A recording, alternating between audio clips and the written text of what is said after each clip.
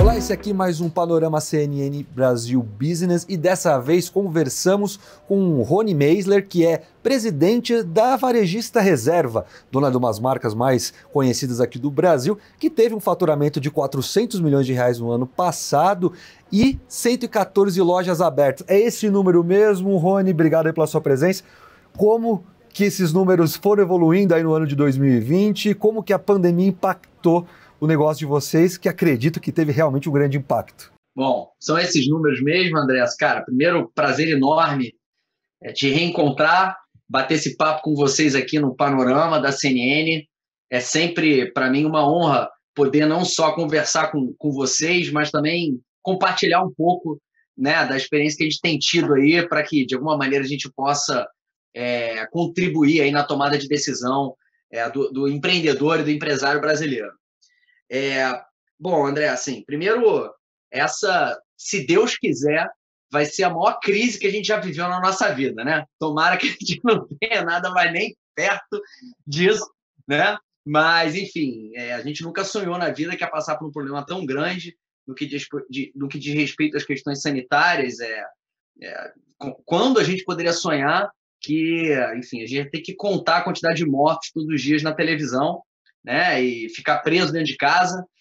Enfim, a gente jamais poderia supor isso, e a gente faria o ano de maior expansão da história do nosso negócio, Brasil bombando, mercado de capitais bombando, a gente cogitava naquele momento já fazer um IPO entre 2020 e 2021, né, e de repente um bando de aves choca com o nosso avião, e o nome dessa ave se chama Covid-19, né, as turbinas são totalmente destruídas, e a gente fica planando sendo em pane elétrica, a princípio sem saber o que a gente faria, né? E há, nesses casos, no que diz respeito aos negócios, né, um playbook meio clássico de como é que você tem que responder rapidamente à crise, né? Poxa, faz descontos muito agressivos, né? Demite a maior quantidade de pessoas possível, não paga ninguém, né? Então a gente decidiu não seguir esse playbook e seguir firme nos nossos valores, na nossa cultura e, fundamentalmente, na tecnologia, porque a gente vem desenvolvendo ao longo do tempo tecnologia que fazem com que a gente chegue nesse tsunami um pouquinho em cima da água. Desculpa só te interromper, mas aí pegando um pouquinho isso do que você falou, que vocês não seguiram esse guia de crise, né, como você falou, demissões, reduções de salário e afins, mas qual que foi o impacto assim, que vocês já sentiram logo no início? Assim, as vendas devem ter caído a zero, já que muitos estados, muitas cidades decretaram lockdown. Como que foi ter esse impacto tão forte de uma maneira tão abrupta? Então, 113 lojas fechadas, até o momento do Covid, 23% do nosso faturamento era internet, o que é grande para o setor, mas, enfim, 78% do faturamento fechou, né? As lojas fecharam, as pessoas foram para as suas casas e a gente tomou uma decisão que eu acho que foi uma decisão muito importante. Nós temos desenvolvido ao longo dos últimos 14 anos uma solução de tecnologia que se chama Now, né? Que é como se fosse um CRM turbinado que permite, através de inteligência artificial, que os nossos times de vendas se relacionem com os nossos consumidores de maneira remota. Eles usavam esse sistema dentro das lojas quando eles estavam ociosos. O que a gente fez foi pegar essa turma toda, não demitimos ninguém, e botamos nas suas casas, trabalhando integralmente, plugados nessa ferramenta que a gente jogou para a nuvem, né? Então, através de disparos de mensagens, de e-mails, de WhatsApp e até de telefonemas, através de listas criadas pela ferramenta para que os times de vendas respondam a essas listas, né? A gente sabia que ia levar um tempo para a turma entrar, pegar o jeito, né, dessas ligações, dessas mensagens, desses disparos, mas que isso progressivamente iria crescendo. E a gente tomou a decisão de não fazer markdown. Por quê? Porque a gente tem 35 franquias, 1.500 multimarcas. Se a gente descontasse esse produto, o nosso cliente franqueado e multimarca estava com a caixa fechada e com a boleta para pagar. Preço cheio. Como é que ele ia fazer? Então, a gente integrou o estoque deles no nosso estoque e botamos as nossas 600 pessoas usando o Now para vender através de relacionamento com os clientes. Então, como é que a venda foi respondendo a isso, né? Como eu disse, pré-Covid, a gente tinha aproximadamente 23% do faturamento internet, levou uns 10, 15 dias para a turma ficar em casa, em segurança, a gente treinar todo mundo e jogar a ferramenta para a nuvem. Abril, nós fizemos, comparando com a venda de 2019, 35% do faturamento. Em maio, nós fizemos, comparando com a venda de 2019, com as lojas todas abertas lá em 2019, né? 50% do faturamento. Em junho, nós fizemos 65% do faturamento. E se julho, essa é a única coisa que o varejista não pode garantir, a venda, né? Se julho terminasse hoje, a gente teria 90% do faturamento de 2019, né? Sob condições normais de temperatura e pressão. E quando você fala de julho, né, a gente já teve umas reaberturas. Quanto que ficou a venda nas lojas físicas? As pessoas voltaram a comprar? E quanto desse retorno veio de fato aí do Now, veio das vendas fora da loja física? E aí, até aproveitando, fazer uma carona nessa pergunta, o quanto que depois da pandemia as vendas online, as vendas fora da loja física vão representar para vocês? Vou começar pela segunda e depois vou para a primeira, que é mais fácil. Assim, na realidade, quando a gente pensa em inovação aqui, a gente foca muito menos no produto e muito mais na jornada do consumidor. O que vai mudar no passo a passo de consumo, né, do nosso cliente? Né? A grande verdade é que pré-Covid, essa transformação já estava acontecendo. Né? Antes ele via um produto ou um serviço no jornal e ia na loja comprar. Agora ele escuta nas mídias sociais, procura no Google, cai no site, pesquisa o produto, vai na loja experimentar e aí compra, online ou offline. Né? Bom, então, a loja física, ela, na minha opinião, ela jamais perderá a sua importância. Ela só vai cumprir um papel diferente dentro dessa jornada do consumidor. Eu acho que uma prova de tese disso são as marcas que nasceram na internet, em mercados mais maduros, chamadas Digital Natives Brands, né? Nos Estados Unidos, na Europa, todas essas marcas que estão só na internet até hoje não se pagam, não são lucrativas, e as que se pagam foram as que começaram a abrir lojas físicas, porque a loja, como ponto de venda de experiência, é muito importante. Então, enfim, nós seguimos acreditando na loja física dentro desse novo contexto de jornada, e há uma série de adaptações, obviamente, que precisam ser feitas.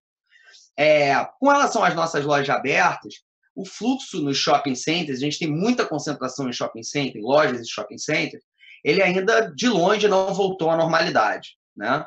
O fluxo ainda é muito baixo, e além do fluxo ainda estar muito baixo, a gente tem hoje um horário reduzido de abertura desses shoppings. Né? Muitos abertos 6 horas, né? 4 horas, né? Contra 12 horas no ano passado. Né? Então, da minha venda total, a representatividade do faturamento em shopping center, né? Nas lojas físicas que estão abertas, elas estão entre 25%, 30%, 35%, dependendo da loja. Né? E aí, pegando um pouquinho, né, desse cenário que começa a se recuperar, né? Quando vocês acreditam que vão bater 100% das vendas, vão conseguir bater 100% das vendas esse ano, né? Comparação mês 2020, mês 2019. E pensando no faturamento no final do ano, qual que vai ser o tamanho desse tombo? Olha, infelizmente, venda é a única coisa que a gente não consegue ter certeza, né? Mas, dadas as circunstâncias e o crescimento do nosso faturamento, usando aqui a nossa metodologia, a nossa tecnologia, a gente acredita que a gente tem boas chances de chegar nesse número em agosto, né? Ou setembro, né? Talvez um pouquinho mais para frente. Segunda pergunta, o tamanho do rombo. A gente estima que a gente deve perder contra 2019 entre 25% e 30% do faturamento. E aí, pegando um pouco dessa situação, né? A gente sabe que as empresas, principalmente as médias para grandes, como é o caso da Reserva, também tem muita questão de não ter um caixa tão robusto como outras empresas. Como que ficou essa situação? De onde vocês estão arranjando dinheiro para tocar a operação, já que faturamento praticamente zerou em alguns momentos, né? E você falou já que tinha planos para o IPO, né? 2021, 2022. Esse plano pode, de repente, ser antecipado por essa necessidade de capital? Bom, primeiro para a primeira pergunta. Bom, a gente sempre teve uma gestão, o negócio foi feito 100% bootstrapping, né? A gente nunca fez um negócio com capital de terceiros. A gente tem um negócio, como eu falei, multimarcas muito grande, que é um fazedor de caixa chamado cash cow, né? E a nossa expansão em varejo foi feita também seguindo a lógica consequente desse crescimento de atacado. Quer dizer, o caixa que a gente fazia no crescimento de atacado, a gente abria lojas próprias. e a gente sempre foi muito rigoroso na gestão desse caixa, né? Ou seja, a gente sempre teve um múltiplo de alavancagem em bancos muito pequena, um percentual de alavancagem em banco muito pequena quanto o nosso resultado líquido, né? Porque a companhia sempre foi muito, muito, muito saudável. Então, quando vira a pandemia, essa é uma vantagem e uma desvantagem, né? Porque a vantagem é que a gente tinha um relacionamento, uma saúde financeira maravilhosa, um relacionamento com os bancos muito importante, né? A gente tinha uma saúde financeira grande e, por isso, um respeito e uma credibilidade grande. E a desvantagem é que, como o caixa sempre foi muito pequeno, a gente gerou sempre capital próprio, a gente talvez, dependendo do tamanho da duração do problema, a gente não teria caixa. Mas rapidamente, por conta da vantagem, a gente conseguiu compor um caixa necessário. A gente tinha, obviamente, a gente tinha o nosso caixa, a gente compôs mais um pedaço desse caixa, caixa suficiente para a gente ter certeza que a gente sobreviveria a essa maluquice que a gente está vivendo. E sobre o IPO, para você não escapar da pergunta, 2020, 2021, 2022? Olha, quando a gente olha para frente, eu acho que o IPO ele é uma consequência de um plano, né? Pela questão da necessidade de capital do Covid, a gente gera caixa suficiente para frente, principalmente com a recuperação de venda. Assim, a gente gera caixa para recompor esse caixa muito rapidamente. Assim. Mas eu acho que o IPO, a oferta pública de capital de uma companhia, ela tem que partir de alguma lógica que faça sentido você abrir o capital da sua empresa, né? Quando a gente olha para o Brasil, né, você num cenário de taxa de juros tão baixa, né, num cenário de oportunidades que teremos, que virão a reboque dessa crise, né, faz sentido imaginar que haverá uma oportunidade de expansão, né, mais acelerada quando isso tudo passar. A gente vê que o setor está passando por uma crise até mais acentuada do que outros, né? Empresas importantes como Restock, como Embrands, já entraram com pedido de recuperação judicial. Diante desse cenário, como que a reserva enxerga as oportunidades? Você mesmo disse que, pelo menos até agora, a empresa está bem financeiramente, né? Consegue gerar caixa para pagar as próprias contas, mas como que fica para o setor? É uma oportunidade de ganhar mercado, é uma oportunidade de fazer aquisições? Como que vocês estão enxergando o ano, esse segundo semestre de 2020 e até já 2021? Sim, acho que as duas oportunidades existem, né? Como eu falei, uma oportunidade de expansão, porque você tem oportunidades em ativos imobiliários disponíveis em pontos melhores, maiores, em condições melhores, né? E uma possibilidade também de aquisições, né? Porque você tem ativos marcas que têm valor, em alguns casos só a marca com valor, em outros casos empreendedores de valor, que gente, né? Principalmente uma companhia com a cultura forte como a nossa, tem um valor tremendo, e certamente a gente está de olho em todas as oportunidades que virão com a reboque dessa crise. Falando sobre franquias, né? Metade praticamente não metade, um pouco menos aí das lojas de vocês são franqueados. Como que fica a situação, já que eles estão mais expostos do que a empresa em si, e se vai ser uma via de crescimento diante de um cenário que as pessoas vão ter menos pessoas empregadas, o dinheiro vai ficar mais curto? Como que vocês enxergam esse segmento em específico? Olha, primeiro, né, como estão os nossos franqueados e os nossos multimarcas também, né? Acho que numa crise você tem que entrar em dois modos concomitantemente, o modo sobrevivência e o modo reinvenção. Se você fica só tentando sobreviver e não tenta vender, inovar, infelizmente a probabilidade de você sobreviver é menor, né?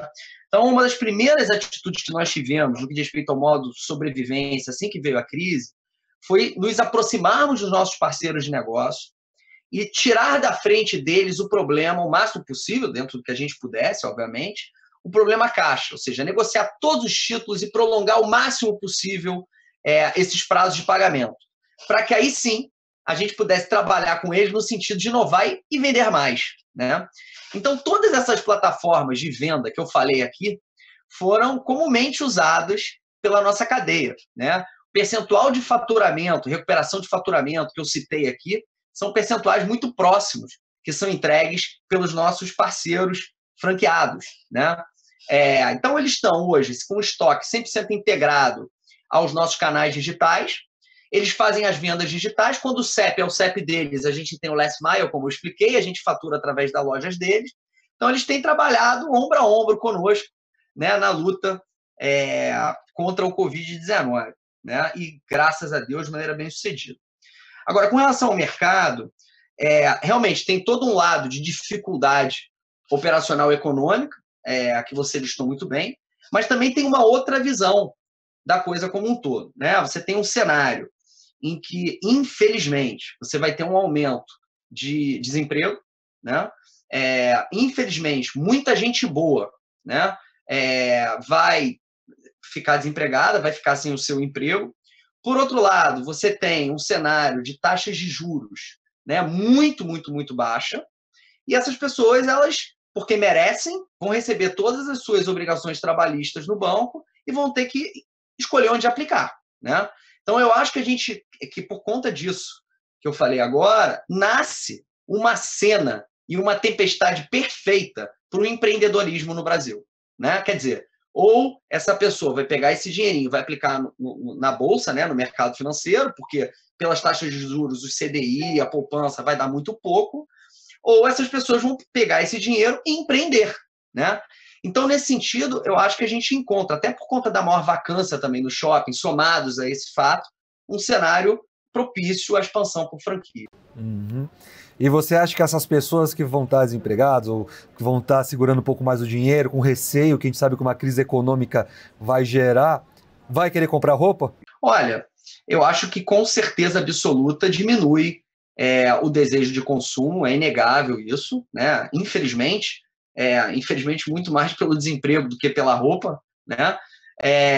Mas, por outro lado, existem outros fatores que geram freio motor nesse problema de consumo, né?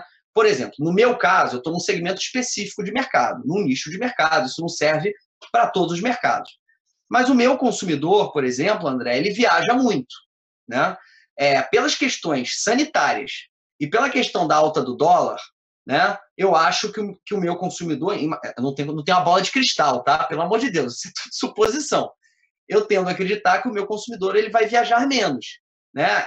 E, por conseguinte, vai comprar menos roupa no exterior, né? Hoje, quando a gente pega o meu segmento de mercado, eu tenho uma concorrência muito forte quando o meu consumidor compra roupas de outras marcas no exterior. Fora, ele viaja muito, né? Eu vendo para a classe AB+, né? Então o meu consumidor viaja muito. E, enfim, quando ele viaja menos e quando ele fica no Brasil, ou quando ele dolariza o custo para comprar lá fora, até pela internet, né? Você tem um saldo de consumo que eu acho que vem a reboque também.